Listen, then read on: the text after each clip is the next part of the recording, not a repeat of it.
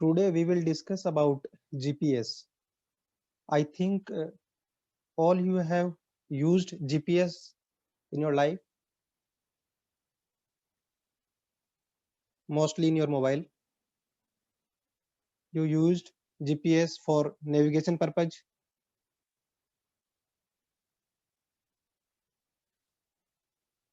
Today we will learn about GPS.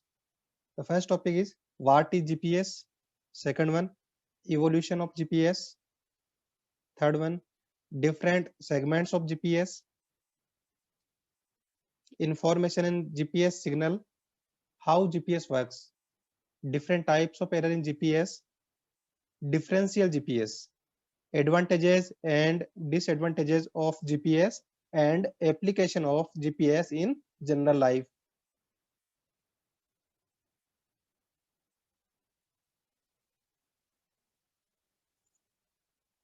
GPS stand for Global Positioning System. It is a satellite-based navigation system developed and operated by US Department of Defense. और जो बेटा आपका GPS है उसका जो full form you can से GPS जो term है उसका जो पूरा नाम क्या होगा, नेव स्टार जीपीएस।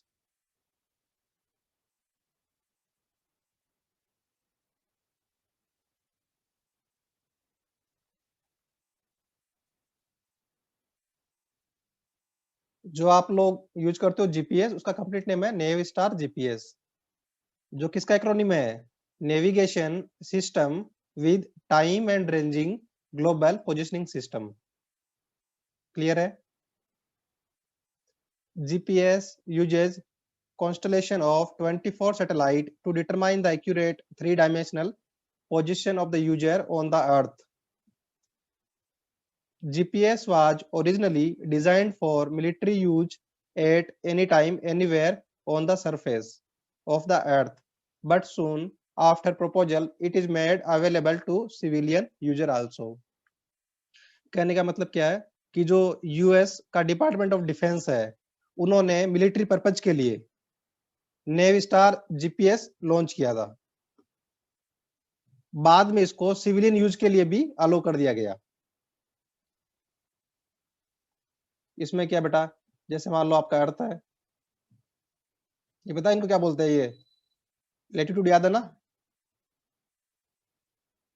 इन लाइन्स को क्या बोलते हैं, मिनट लाइन को लैटिट्यूड बोलते हैं बेटा, इनको क्या बोलते हैं, लॉन्गिट्यूड।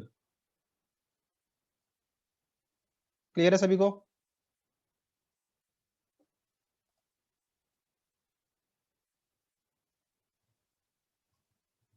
तो जब आपने अपना मोबाइल में कभी भी किसी पॉइंट की लोकेशन देख रहे हो, जिस पॉइंट मान लो आप खड़े हो अभी, उस पॉइंट का अगर आप कोऑर्डिनेट देखना चाहते हो तो आपने देखा होगा कुछ उसके अंदर लिखा होता है ऊपर गूगल मैप के अंदर, यहाँ पे एग्जाम्पल 72.38 डिग्री ईस्टिंग और वेस्टिंग, अगेन 23.499 डिग्री नॉर्थिंग और साउथिंग। तो जो पहला कोऑर्डिनेट बेटा आपको दिखा था लॉन्गिट्यूड, क्लियर है? सेकंड आपका दिखा था लैटिट्यूड,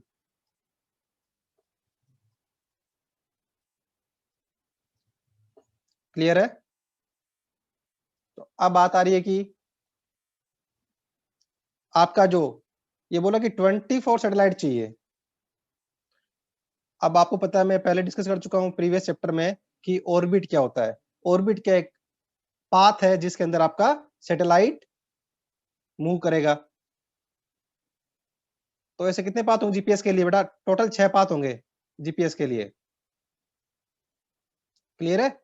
ऐसे टोटल, जैसे ये एक पाथ हो गया पूरा, ये 2 पाथ हो गए, ऐसे टोटल 6 पाथ होंगे, यूके से टोटल 6 ऑर्बिट होंगे फॉर जीपीएस। कितना सैटेलाइट चाहिए? 24 चाहिए। तो ईच ऑर्बिट के अंदर बेटा कितने सैटेलाइट आ गए आपके? टोटल 24 सैटेलाइट चाहिए कॉन्स्टलेशन के लिए, और आपके 6 ऑर्बिट्स है जिसके अंदर आपके सैटेलाइट यू कैन से मूव करेंगे पाथ के अंदर। इसका मतलब हो गया कि 4 satellite in each orbit. Clear है? उसके बाद क्या है कि जो आपका सैटेलाइट है ये एक साइकिल 12 आवर्स में कंप्लीट करता है। तो एक कंप्लीट डे के अंदर ये टोटल 2 साइकिल कंप्लीट कर लेगा बेटा। जो भी इसका ऑर्बिट होगा उस ऑर्बिट के अंदर ये टोटल 2 साइकिल कंप्लीट करेगा एक कंप्लीट डे के अंदर आपका। तो ये आपका बेसिक हो गया कि जीपीएस क्या है, कितना सैटेलाइट चाहिए, ऑर्बिट कितने ऑर्बिट है, कितना साइकिल कंप्लीट करते हैं एक डे के अंदर, और जो हमें कोऑर्डिनेट मिलता है गूगल मैप के अंदर वो किस फॉर्म में है, लॉन्गिट्यूड एंड लेटीट्यूड आपका।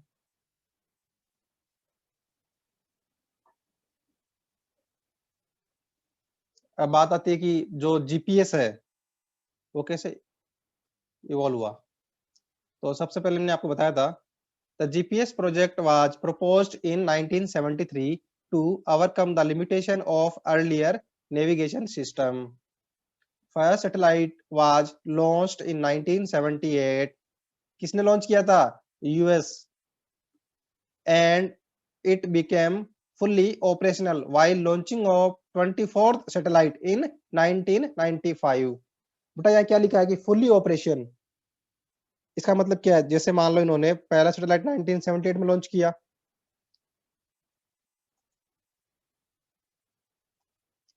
उसके बाद 1978 से 1995 तक इन्होंने सैटेलाइट लॉन्च किए, और जो 24 सैटेलाइट है वो 95 में लॉन्च किया। तो इन बिटवीन कुछ सैटेलाइट होंगे एग्जांपल 4, 5, 6, तो उसमें क्या है फुली ऑपरेशनल, मतलब क्या है उतने एक्यूरेट रिजल्ट नहीं आए होंगे। इसलिए बोला है जब इन्होंने कंप्लीट 24 सैटेलाइट लॉन्च कर दिए उसके बाद ही जो जीपीएस सिस्टम है वो फुल्ली ऑपरेशनल हो गया आपका। Advance in technology and new demands on the existing system have now led to effort to modernize the GPS system and implement the next generation of GPS-3 satellites. अब बात है कि US ने तो GPS satellite system launch किया, उसके अलावा और जो कंट्रीज है डिफरेंट डिफरेंट उन्होंने भी कुछ सैटेलाइट लॉन्च किए हैं for the purpose of navigation बेटा। तो रशिया ने जो सैटेलाइट लॉन्च किया है सिस्टम फॉर नेविगेशन पर्पज उसका नाम है GLONASS, which is acronym of Global Navigation Satellite System.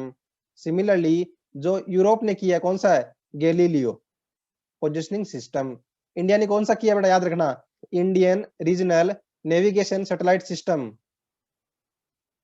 IRNSS। ये शायद आपने नाम भी सुना होगा, Indian regional navigation satellite system, IRNSS। Similarly China ने कौन सा लॉन्च किया है, कंपास नेविगेशन सिस्टम, उसका और नाम क्या है, बाइडू नाम बेटा उसका, बाइडू उनका सैटेलाइट सिस्टम है चाइना का। क्लियर है। अब क्या है, जो जीपीएस है, जीपीएस के साथ में इनमें से अगर और कोई सैटेलाइट सिस्टम वर्क कर रहा है, एग्जांपल ग्लोनास वर्क कर रहा है साथ में मिलके और मोर एक्यूरेट रिजल्ट के लिए,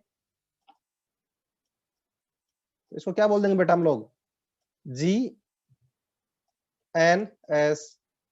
global navigation satellite system, GNSS बोल देंगे इसको हम लोग। क्लियर है। जीपीएस यूएस का है और जो रिमेनिंग कंट्रीज के वो मैंने डिफाइन कर रखे कौन कौन सैटेलाइट है। तो अगर जीपीएस के साथ और कोई सैटेलाइट सिस्टम वर्क करे साथ दोनों मिलके तो उसे क्या बोलेंगे, global navigation satellite system, GNSS। उससे क्या होगा बेटा, आपको और बेटर रिजल्ट मिलेंगे आपको।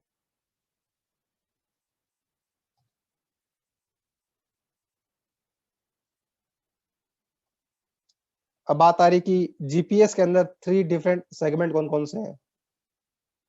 सबसे पहला है स्पेस सेगमेंट, जिसके अंदर आपका क्या होगा बेटा, सैटेलाइट होगा।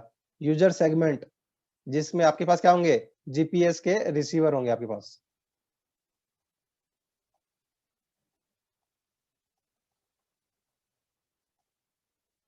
थर्ड कौन सा आपका, कंट्रोल सेगमेंट बेटा, जिसमें क्या है, मास्टर स्टेशन, मॉनिटर स्टेशन, ये सभी होंगे कंट्रोल सेगमेंट के अंदर। अभी हम लोग वन बाय वन डिस्कस करेंगे कि ये तीनों सेगमेंट क्या है और इनका यूज क्या है। और यू कैन से कंपोनेंट ऑफ जीपीएस, कि जीपीएस के अंदर कौन कौन से डिफरेंट सेगमेंट वर्क करते हैं हमारे तक इंफॉर्मेशन पहुंचने में। और कैसे ऑपरेट होता है ये। तो सबसे पहले हम डिस्कस कर लेते हैं हमारा space segment. GPS satellite constellation composed of 24 operational satellite in space.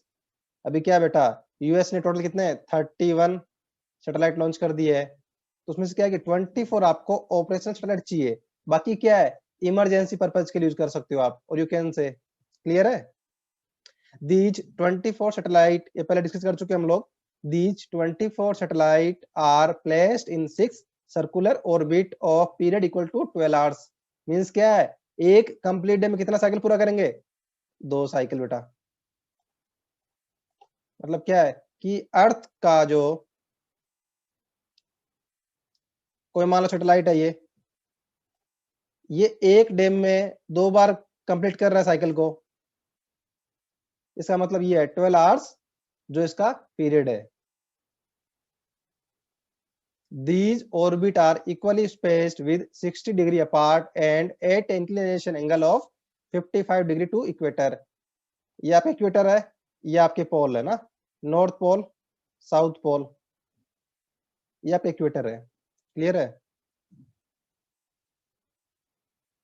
बेटा। इसको अपर आप क्या बोलेंगे, इसको इक्वेटर आपका 2 आप में डिवाइड कर रहा है अर्थ को, ग्लोब को। ये आपका रहेगा नॉर्दर्न हेमिस्फीयर, क्लियर है। ये आपका रहेगा सर्दर्न हेमिस्फीयर, क्लियर है।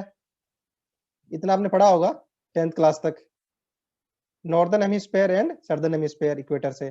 तो मैं आपसे पूछ रहा हूं बेटा, इंडिया कौन से हेमिस्फीयर के अंदर है, नॉर्दर्न और southern. India lies in which hemisphere.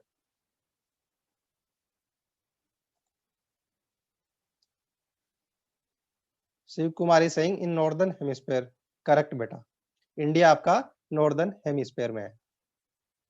Second आपका आता है कंट्रोल सेगमेंट। हमने बात कर ली स्पेस सेगमेंट में हमारे सैटेलाइट आएंगे। सेकंड नंबर आता है कंट्रोल सेगमेंट। बेटा नाम में लिखा है कंट्रोल, किसको कंट्रोल कर रहे हैं लोग, सैटेलाइट की एक्टिविटी को कंट्रोल करेंगे ये लोग।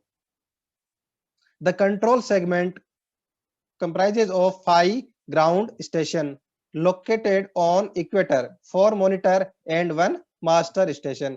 जो आपकी इक्वेटर है उस पे कितने 5 ग्राउंड स्टेशन होंगे कंट्रोल सेगमेंट के लिए, जिसमें से 4 मॉनिटर स्टेशन है और एक क्या है मास्टर स्टेशन होगा। अब डिस्कस करते हैं क्या क्या है मॉनिटर और master. Monitor station measure the distance of the overhead satellite every 1.5 second and send the corrected data to the master station। जो मॉनिटर स्टेशन है वो क्या हर 1.5 सेकंड में जो मेरा सैटेलाइट है उसकी रेंज में उसकी डिस्टेंस को मेजर करता है और वो डेटा मास्टर स्टेशन को सेंड करता है। फिर मास्टर स्टेशन का काम है, master station the satellite orbit clock performance and health of the satellite are determined and determines whether repositioning is required or not। बेटा जो आपका मास्टर स्टेशन है वो क्या करेगा, जो आपका सैटेलाइट का ऑर्बिट है जो उसमें क्लॉक, मैं आपसे पूछ रहा हूं सैटेलाइट में कौन सी क्लॉक यूज होती है बेटा, सैटेलाइट में कौन सी क्लॉक यूज होती है, उसे बोलते हैं एटॉमिक क्लॉक। याद रहेगा, एटॉमिक क्लॉक होती है सैटेलाइट के अंदर। उस क्लॉक की परफॉर्मेंस कैसी है, और जो सैटेलाइट है वो प्रॉपर्ली वर्क, हेल्थ का मतलब क्या है, वो प्रॉपर्ली वर्क कर पा रहा नहीं कर पा रहा, क्लियर है।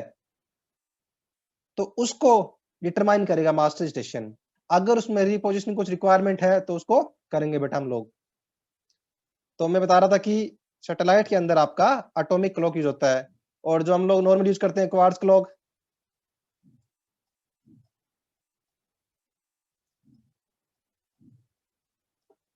क्वार्ट्ज क्लॉक में क्या होता है यूज, इसमें जो आपके क्वार्ट्ज के क्रिस्टल यूज होते हैं बेटा।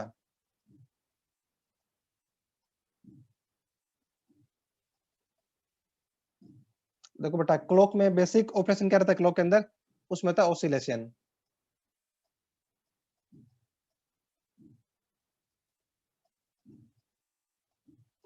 क्लॉक में बेसिक जो ऑपरेशन होता है ऑसिलेशन। अब जो क्वार्ट्ज क्लॉक है मेरी, उसमें क्या है क्वार्ट्ज क्रिस्टल ऑसिलेट करेंगे, और जो मेरा एटॉमिक क्लॉक रहेगा उसके अंदर क्या करेंगे, एटम जो आपके हैं वो ऑसिलेट करेंगे बेटा। तो डिफरेंस क्लियर है, एटॉमिक क्लॉक और क्वार्ट्ज क्लॉक के बीच में डिफरेंस क्या है। अब बात आएगी एक्यूरेसी की, तो आपका एटॉमिक क्लॉक बेटर है as compare to quartz clock. फिर बोल सकते हो कि क्वार्ट्ज क्लॉक क्यों यूज करते हैं, एटॉमिक क्लॉक सब जगह यूज क्यों नहीं करते। रीजन क्या बेटा, कॉस्टली है, काफी कॉस्टली है। क्लियर है, हर जगह इसका यूज कर पाना पॉसिबल नहीं है। This information is sent back to the satellite using ground antennas.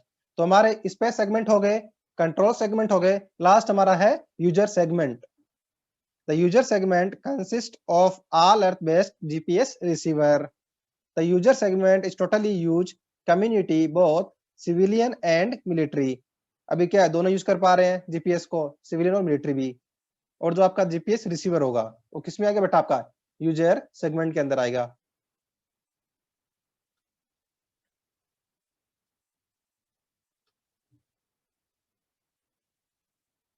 Yes बेटा, क्वार्ट्ज क्लॉक है, ये जो क्लॉक है नॉर्मल वाली, वो क्वार्ट्ज क्लॉक है। आपने देखा होगा क्लॉक के ऊपर लिखा रहता है क्वार्ट्ज, उसमें क्वार्ट्ज क्रिस्टल आपके ऑसिलेट करेंगे बेटा।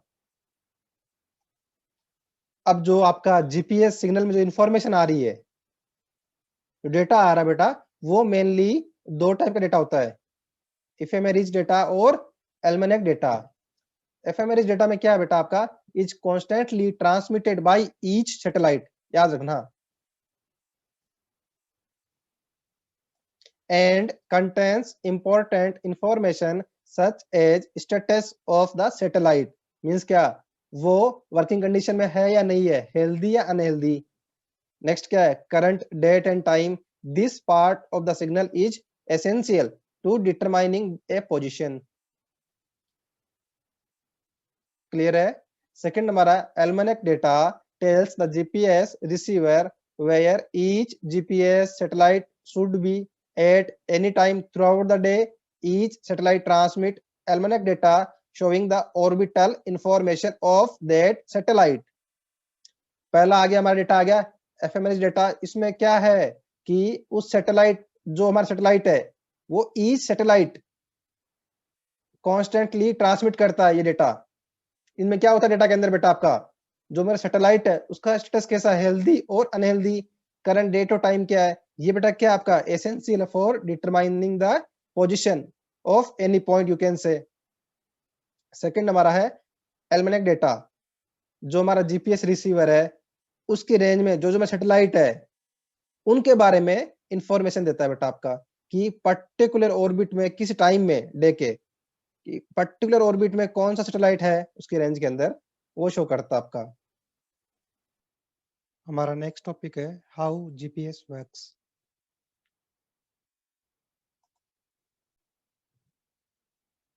तो सैटेलाइट क्या क्या ब्रॉडकास्ट करेगा,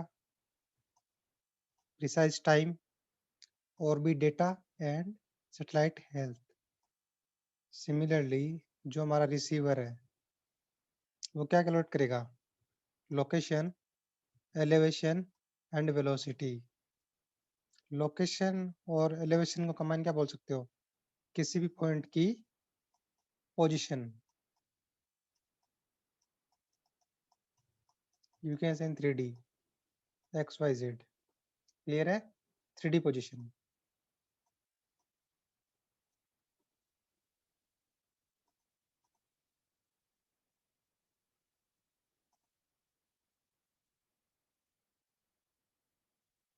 The GPS uses technique of triangulation to find location। आगे हम देखेंगे ट्रायंगुलेशन में कैसे पोजीशन निकालेगा GPS. To triangulate a GPS receiver, measure distance from the satellite using the travel time of radio signal। Means क्या है, देखो डिस्टेंस क्या होगा, स्पीड इंटू टाइम होगा। ट्रेवल टाइम पता लग जाए आपको, स्पीड क्या पता लग जाए, तो उससे आप डिस्टेंस निकाल सकते हो। तो यही बोल,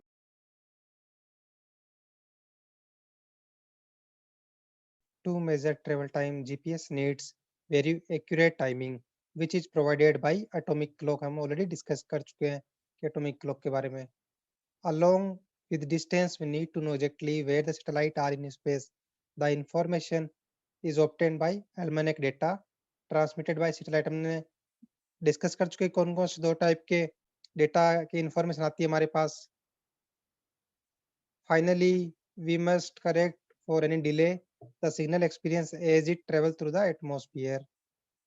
To compute a position in 3 dimension, we need to have at least 4 satellite for this measurement. The GPS use a trigonometric approach to calculate the positions। देखो, जो आपका अर्थ है उनके सर्कुलर ऑर्बिट में आपके सैटेलाइट रिवॉल्व कर रहे हैं। तो मान लो कोई अर्थ का कोई पॉइंट है,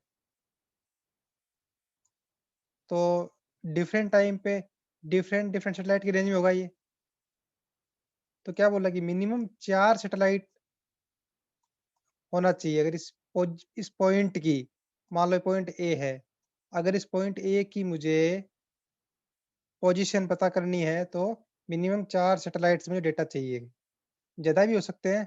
तो एट ए टाइम क्या होगा कि 7 to 8 satellite, normally 7 to 8 satellite की रेंज में रहेगा ये पॉइंट ए आपका। क्लियर है? तो 4 सैटेलाइट चाहिए मिनिमम आपको मेजरमेंट के लिए।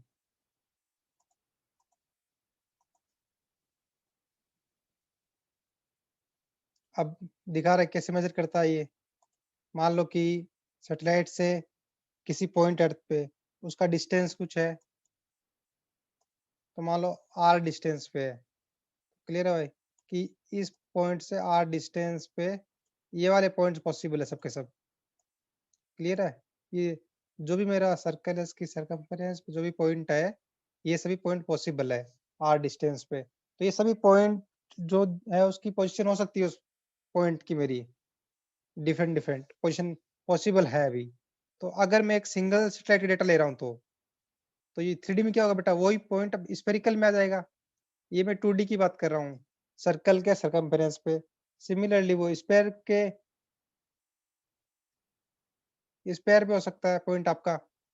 तो अगर अगर आपने अगर और भी सैटेलाइट का डेटा है, मान लो कि एक और सैटेलाइट है, उससे बोला कुछ डिस्टेंस पे, तो उसका आपने बना दिया। क्लियर है? मान लो कि इससे ये R1 था स्टार्टिंग वाले से, इससे मान लो R2 डिस्टेंस पे है। क्लियर है? तो यहाँ से आपने R2 का बना दिया स्पेयर। तो अब क्या हो गया आपके पास, और एरिया आपका कन्फाइन हो गया कि इस एरिया में पॉसिबिलिटी है, वो हमारा पॉइंट होने की। क्लियर है? सिमिलरली अभी आपने एक और सैटेलाइट से सिग्नल मिल रहा, डेटा मिल रहा आपको, तो वहां से पता लगेगा। एग्जाम्पल मान लो R3 डिस्टेंस पे है, तो एक और स्पेयर बनाया आपने R3 डिस्टेंस रेडियस का, तो वहां से भी आपको पता लगा, तो ये और प्रिसाइज हो रहा है। तो इसलिए बोला कि मिनिमम 4 सैटेलाइट चाहिए बेटा आपको। जितने ज्यादा डेटा होंगे हमारे पास, उतना हमारे पास ज्यादा एक्यूरेट पोजिशनिंग किसी पॉइंट की हम लोग कर सकते हैं। मान लो कि अगर 3 सर्कल आए मेरे पास,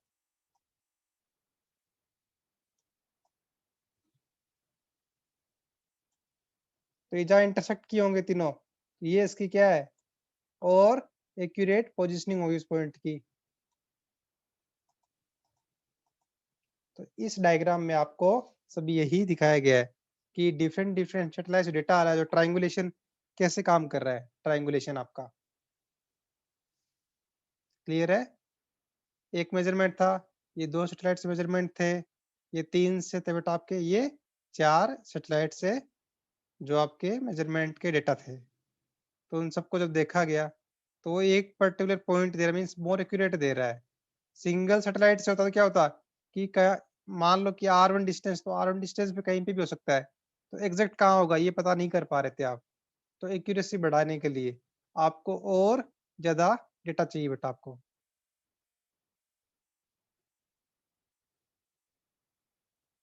देख रहे हो इसको कि सैटेलाइट 1 से इतनी डिस्टेंस पे, 2 से इतना डिस्टेंस आ रहा है, एंड 3 से इतना डिस्टेंस आ रहा है, तो उस पॉइंट को आप लोकेट कर सकते हो। जो मैं बता रहा था आपको कि या तो सर्कल के सर्कमफेरेंस के फॉर्म में या स्क्वायर के फॉर्म में। आप देख पा रहे हो आप इजीली कि उनके इंटरसेक्शन पे जो पॉइंट आ रहा है वो मेरे उस पॉइंट की लोकेशन को दिखा रहा है बेटा। अब जो मेरा सिग्नल आ रहे हैं मेरे सैटेलाइट से, उनमें क्या क्या इंटरफेरेंस आ सकते हैं, कैसे कैसे हो सकते हैं। जो एक तो अर्थ है उसके एटमॉस्फेयर से हो सकता है इंटरफेरेंस उनके ऊपर, मीन्स कुछ डिस्टरबेंस उन सिग्नल के अंदर या कुछ चेंज आ सकता है। अगला क्या है, कोई सॉलिड स्ट्रक्चर है वहां से रिफ्लेक्शन हो सकता है, कुछ मेटेलिक व्हीकल है वहां से रिफ्लेक्शन हो सकता है, कुछ इलेक्ट्रोमैग्नेटिक फील्ड है वहां से कुछ डिस्टरबेंस भी मेरा आ सकता है इन सिग्नल के अंदर। क्यों? क्योंकि ये मेरे रेडियो सिग्नल है बेटा। जो आपके सिग्नल है वो रेडियो सिग्नल है। तो बात आ रही है कौन कौन से एरिया है जीपीएस के अंदर। तो हमने बात की थी अभी अर्थ के एटमॉस्फेयर में, जो अर्थ का आइनोस्फेयर है, electrically charged particle 80 to 120 mile up affect speed of electromagnetic wave or energy. Amount of effect depend on frequency. Clear है? कितना अफेक्ट करेंगे वो फ्रीक्वेंसी पे डिपेंड करेगा बेटा आपका।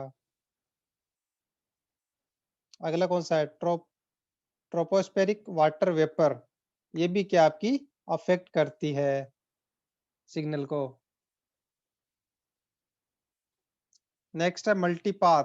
मल्टीपाथ कैसे मिलेगा कि कुछ आपके जो सिग्नल है वो रिफ्लेक्शन भी हो गए। Reflected signal from surface near receiver. Poor visibility due to trees, mountain and building. Next आपका noise. Combined effect of PRN means pseudo random noise and receiver noise. इन दोनों का कंबाइन इफेक्ट की वजह से उसे भी आपका जीपीएस में एरर आ सकता है। अगला है बायस। जो आपके सैटेलाइट क्लॉक है उसकी में एरर हो सकती है या इफेमेरिज एरर है। हम डिस्कस कर चुके हैं इफेमेरिज डेटा कौन कौन से हैं पहले ही। लास्ट जो आपका है blunder, human error in control segment, user mistake. Example, incorrect geometric datum लिया आपने तो वो आपका ब्लंडर में आ जाएगी। बेटा नेक्स्ट हमारा इंपॉर्टेंट टॉपिक रहेगा डिफरेंशियल जीपीएस। टू ऑब्टेन, ध्यान रखना इसका यूज क्या है, to obtain more accurate measurements than a single GPS unit in DGPS system. The GPS receiver broadcast the signal it receives from a known position. The GPS unit in the field simultaneously receive data from GPS satellite and the other GPS receiver on the ground through a radio signal. कहना क्या चाह रहा है ये? देखो बेटा, differential GPS इसका दूसरा नाम क्या है, DGPS.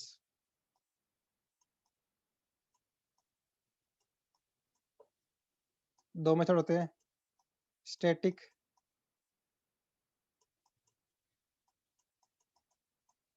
And kinematic.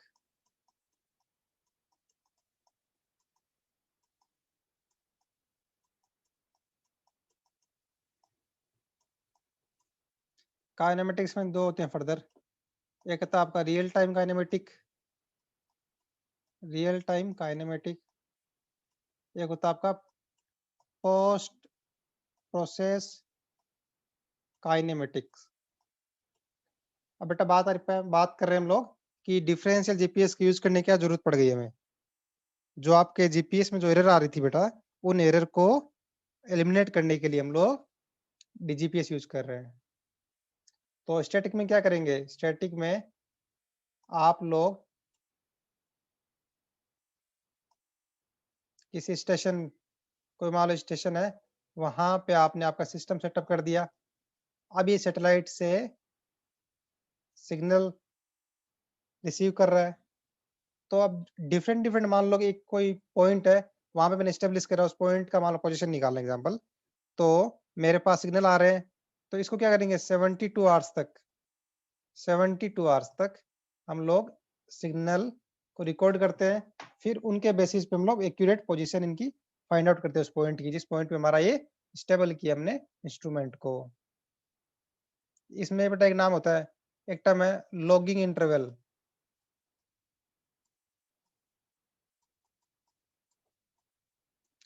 Logging interval.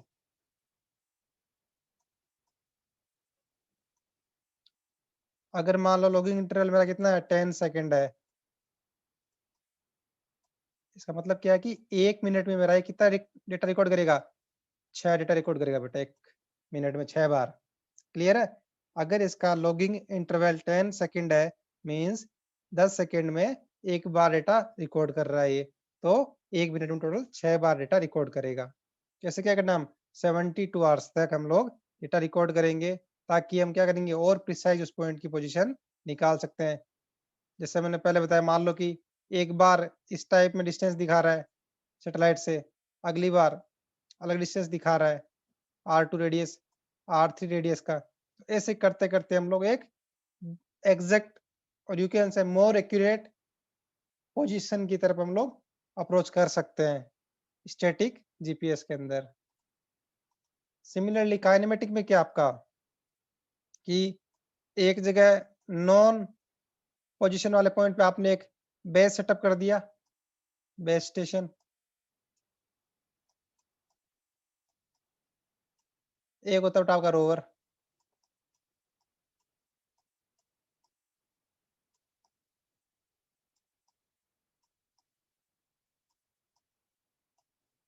अब देखो, सैटेलाइट से ये भी रिसीव कर रहा है सिग्नल सेम टाइम पे, ये भी सैटेलाइट से सिग्नल रिसीव कर रहा है, तो हमें, लेकिन हमें इसकी करेक्ट पोजीशन हमें पता है इसकी पहले से।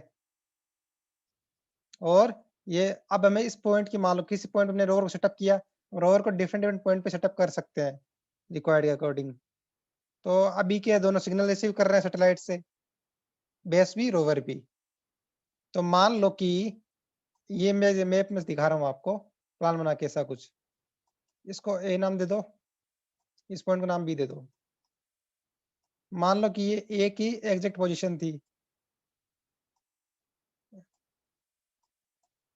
क्लियर है?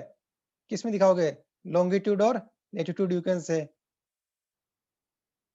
अब क्या है, जो मेरे सैटेलाइट डेटा आ रहे हैं मेरे डिफरेंट डिफरेंट, उनसे जो मेरे पास पोजीशन आ रही है बेस की, वो मान लो मेरी आ रही है ए डेस आ रही है, मीन्स क्या कुछ एरर है। क्लियर है? यहाँ आ रही है मान लो। सिमिलरली बी की पोजीशन भी आ रही है यहाँ पे, बी डेस, जो मेरे पास सैटेलाइट से डेटा आ रहे हैं उनके अकॉर्डिंग। क्लियर है? लेकिन मुझे क्या पता है कि ए पॉइंट का यहाँ पे ट्रू पोजीशन, तो और अभी जो सैटेलाइट डेटा आ रहे हैं उनसे यहाँ पे पोजीशन आ रहा है। तो ये बेटा मुझे क्या करना पड़ेगा, इस पे एक करेक्शन अप्लाई करना पड़ेगा कि ए डेस पे, ए डेस की एक्चुअल पोजीशन यहाँ पे है।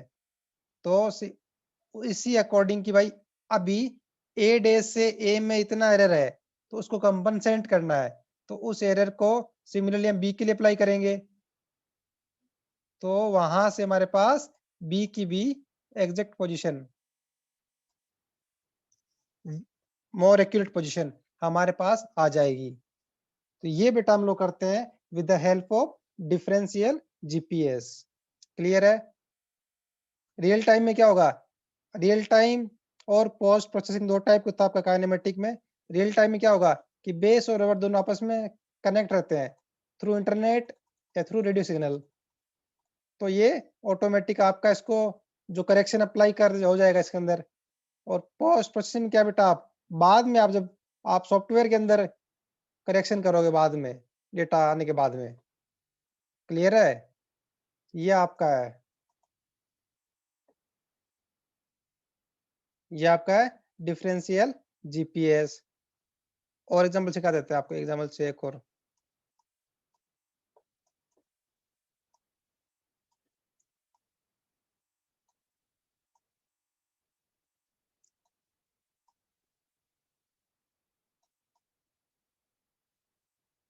मान लो स्लेट से कुछ डेटा आ रहा है इसके पास, इन स्लेट से इस पास डेटा आ रहा है बी के पास भी सिमिलरली।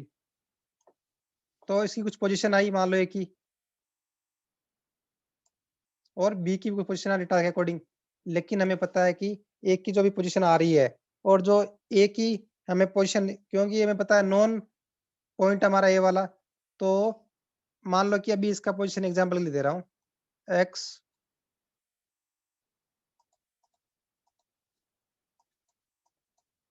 वाई और जेड, क्लियर है। ये इसकी मान लो एग्जैक्ट पोजीशन थी एक्स वाई जेड। अभी मेरे पास क्या आ रही है, x1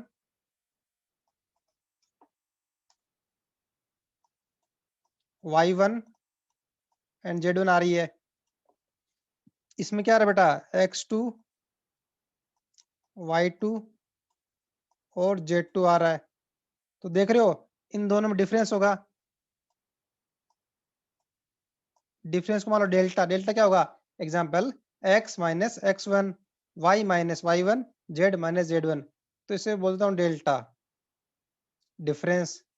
तो अब क्या करना पड़ेगा बेटा, मैं ये करेक्शन बी में अप्लाई करना पड़ेगा, क्योंकि बी वाले पोजीशन में कुछ एरर होगा।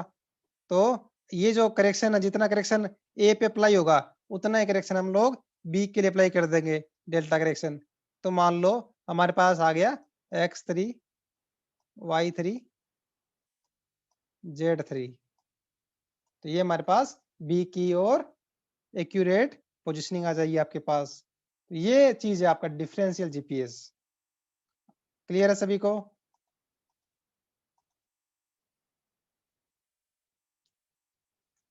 जीपीएस के एडवांटेजेस क्या क्या बेटा, GPS is extremely easy to navigate as it tells you to the direction for each turns you take or you have to take to reach to your destination. आपको पता है Google map में आपने use किया सबने GPS में। GPS works in all weather, बारिश हो रही हो, गर्मी का टाइम हो, विंटर हो, तो सभी मौसम में काम करता है आपका। GPS cost you very low. Third point, fourth क्या है, the most attractive feature of system is 100% coverage on the planet. इसका कवरेज बेटा बहुत ज्यादा है। क्यों, क्योंकि जो 6 ऑर्बिट के अंदर सैटेलाइट हमारे हैं उनकी वजह से। It also help us to search the nearby restaurant, hotel, gas station, जो भी हमें जरूरत की चीजें हैं, जो प्लेस है अननोन एरिया में भी हम लोग इजीली लोकेट कर सकते हैं। Due to its low cost it is very easy to integrate into other technology like cell phone वगैरह में भी इसको हम इंटीग्रेट कर सकते हैं। The system is updated regularly by the US government as compare to other navigation system by the other countries. Example GLONASS कौन सा था बेटा, रसिया का था, and hence it is very advanced. This is the best navigation system in water, as in larger water bodies we are often misled due to lack of proper direction. Accuracy can vary from millimeter to several meter, depends on the techniques that is used. बात आ रही है GPS के disadvantages क्या क्या बेटा। GPS satellite signal are weak, so it does not work as well indoor और under water, under trees. तो यहाँ पे थोड़ा आपके जो सिग्नल है वो वीक होने की वजह से एरर आ सकती है आपकी। The highest accuracy require line of sight from the receiver to the satellite. This is why GPS does not work well in an urban environment. क्यों, क्योंकि वहां पे ऑब्स्ट्रक्शन काफी होंगे बेटा आपके बिल्डिंग्स की वजह से। तो कई बार आपने देखा होगा कि उस पर्टिकुलर किसी पॉइंट की जो पोजीशनिंग में थोड़ा एरर आ जाता है कई बार, वो यही रीजन है बेटा। The US department of defence eight any time deny user, क्यों, क्यों वो ऑपरेट कर रहा है, उनका सिस्टम है बेटा, तो कभी डिनाई भी कर सकते हैं यूज करने के लिए, कभी शट डाउन भी कर सकते हैं, डिग्रेड भी, कुछ इसकी पर्टिकुलर कुछ सर्विस बंद भी कर सकते हैं किसी टाइम पे वो लोग। If you are using GPS on a battery operated device, there may be a battery failure and you may need a external power supply which is not always possible. बिल्कुल कॉमन सा disadvantages है। Sometimes the GPS signal are not accurate due to some obstacle to the signal। हम पहले discuss, जैसे interface आएगी, interference आ गया आपका signal के अंदर, तो उनकी वजह से हमें डिफिकल्टी आ सकती है। अब हमारा टॉपिक है एप्लीकेशन क्या क्या है। लोकेशन में, नेविगेशन में, मैपिंग में, ट्रैक करना किसी को, जो आपके मिलिट्री और एयरवेज के नेविगेशन है उनके अंदर टाइम सिंक्रोनाइज करना, जो एटॉमिक क्लॉक है, मर्क्यूरी है उनके साथ, उसमें डिजास्टर मैनेजमेंट में कुछ रेस्क्यू और सर्च ऑपरेशन करते हैं, उसमें काम आता है बेटा आपका। मराइन वर्क के लिए, नेविगेशन पर्पज के लिए काम आता है आपका। तो जीपीएस के बेटा आपके बहुत वाइड यूज है। नेक्स्ट जो हमारा टॉपिक होगा जीआईएस, उसके अंदर भी क्या है, जीपीएस का इंटीग्रेशन है बेटा उसके अंदर भी। तो आपका एजुकेशन के अंदर भी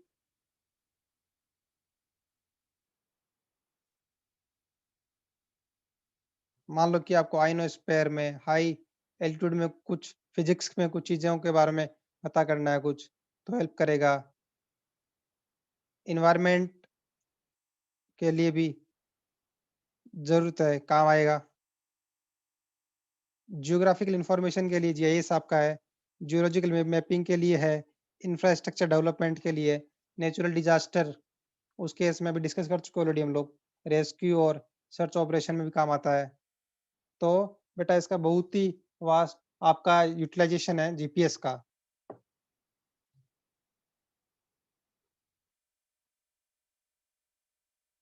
यहीं एंड करते हैं आज का लेक्चर।